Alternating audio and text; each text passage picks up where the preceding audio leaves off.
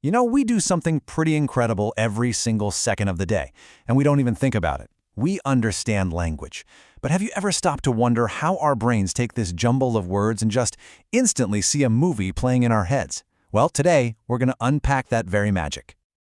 Just look at this sentence for a second. It's got a lot going on, right? There are multiple actions, different people. It's kind of complex. But you understood it. Instantly. You didn't need a grammar book. You just got it. So how? How do we do that? That's the puzzle we're going to solve together. The tricky part is that sentences like these aren't just simple strings of words with dictionary definitions. Nope, they describe entire scenes, with characters and actions and consequences all tangled up together. It honestly feels a bit like magic, but I promise you, there's a really powerful system working behind the scenes. And here's the secret. The key isn't just in the individual words, like captain or storm or ship. The real magic, the big idea, is how we use those words to build situations. That single concept, well, it changes everything. And of course, this big idea has a name. It's called situational semantics. And really, it's just a way of looking at language that focuses on the actual events or episodes or little moments that our words are pointing to. It's a way to formalize something we all do completely intuitively. So what exactly do we mean by a situation? Honestly, it's pretty simple. Think of it as any chunk of reality, big or small, that our language can describe. A storm brewing over the ocean, that's a situation. A person steering a ship, that's another one. A radio call for help, you guessed it, that's a situation too. Okay, to make this really click, let's use an analogy. Think of these situations as meaning Legos, right? They're the basic individual building blocks that we can snap together to build much bigger, much more complex pictures of meaning.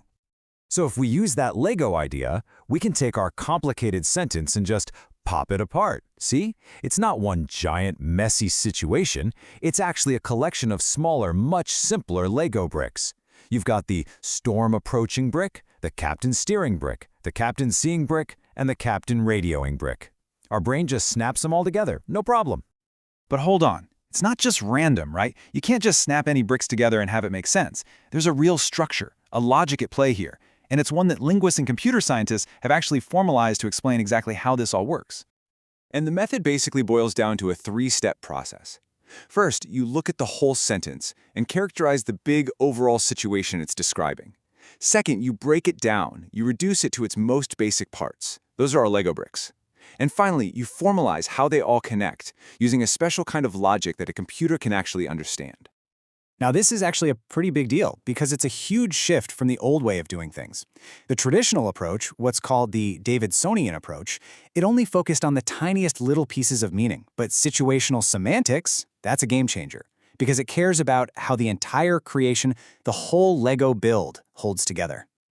And that brings us right to the central idea here. All that complexity we saw in our first sentence, it's really just a join of those simple, basic situations.